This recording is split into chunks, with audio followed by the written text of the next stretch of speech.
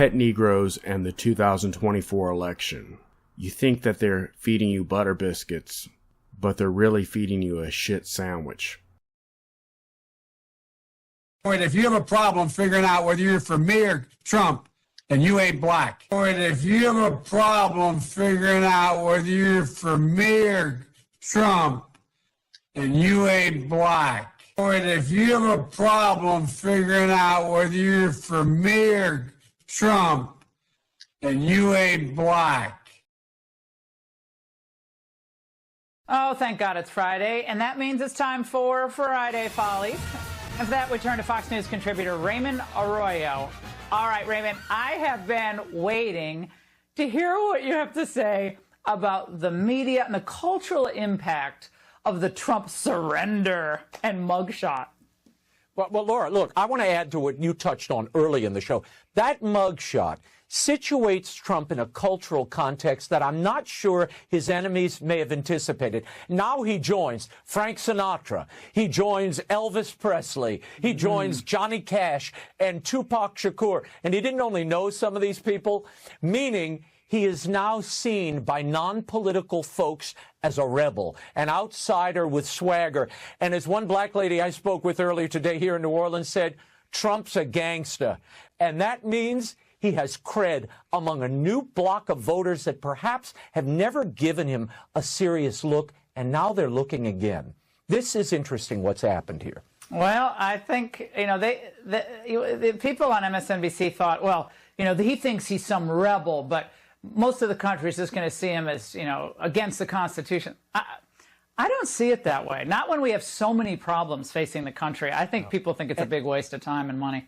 And, Laura, he enters the pantheon of a pop culture icon now with this image and the way they're marketing it. You could feel the excitement in Atlanta when Trump was in town about to be processed. Even the sneaker thing. I was on social media last night. Very interesting as you see black support eroding from Joe Biden. This is connecting with black America because they love sneakers. They're into sneakers. They love this is a big deal, certainly in the inner city. So when you have Trump roll out his sneaker line, they're like, wait a minute, this is cool. He's reaching them on a level that defies and is above politics. The culture always trumps politics. And Trump understands culture like no politician I've ever seen. You know what I say now? When we have a protester inside, which isn't even very often, I say, be very gentle. Please don't hurt him. We had a case where we had an African-American guy who was a fan of mine. Great fan, great guy. In fact, I want to find out what's going on with him. You know what look at my African-American over here. Look at him. Are you the greatest? Do you know what I'm talking about? Okay. The black people are so much on my side now because they see what's happening to me happens to them. The mugshot, we've all seen the mugshot. And you know who embraced it more than anybody else? The black population. It's incredible. You see black people walking around with my mugshot.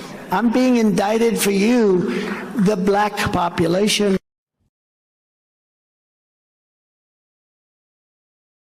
In America, okay, I know they say the white people are privileged, right? But think the Jews are privileged? No. No, I think what happens is I think that there's three groups that are brighter than fucking white people. Okay. And I think it's an embarrassment that white people aren't like, it goes like this, okay? It goes, brown are the wealthiest income earners and asset owners in America. Brown meaning what? Indian. Indian, okay. Then it's Asian. Okay. I think you guys are right there, number three. The Jews? Number three spot, because y'all get into a whole bunch of other bullshit. There's not that many of us, though. There's way less Jews than no, 100%. I mean, by GDP and by population, you guys are fucking like outstanding, outliers. Great. Then it's the white people in the middle. Okay, now the black and browns are bottom two groups, black and brown. Well, black and Hispanic, yeah. Yeah. Because you already said brown is Indian. But the most embarrassing stat there is you're a fucking privileged white person in America and you're in the fucking middle. It's disgusting. You got education available to you, healthcare available to you, fucking lawyers available to you, banks available to you. You can walk in anywhere, nobody fucking, and you still couldn't fucking so make it. You're saying all these people are wasting their whiteness. That's what you're saying. Dude. Fuck yeah.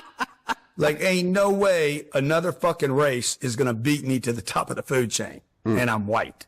And you're white. Mm-hmm. But you made it to the top of the food chain, so. That's what I'm saying. You're the outlier. That's what I'm saying. That's what I'm saying. I'm like, there's no way I'm being blessed with all this. Okay. And male, by the way. And male, right. Male whites. Yeah. You're totally wasting. And good looking. Right. Brown, But- Indian. But the most embarrassing stat there is you're a fucking privileged white person in America and you're in the fucking middle. It's disgusting. You got education available to you, healthcare available to you, fucking lawyers available to you, banks available to you. You can walk in anywhere, nobody fucking, and you still couldn't fucking So make you're it saying to all the these top. people are wasting their whiteness. That's what you're Fuck yeah, saying. dude. Fuck yeah. Like, ain't no way another fucking race is going to beat me to the top of the food chain. And I'm white. And you're white. Mm-hmm. But you made it to the top of the food chain, so. That's what I'm saying. You're the outlier. That's what I'm saying. That's what I'm saying. I'm like, there's no way I'm being blessed with all this. Okay. And male, by the way.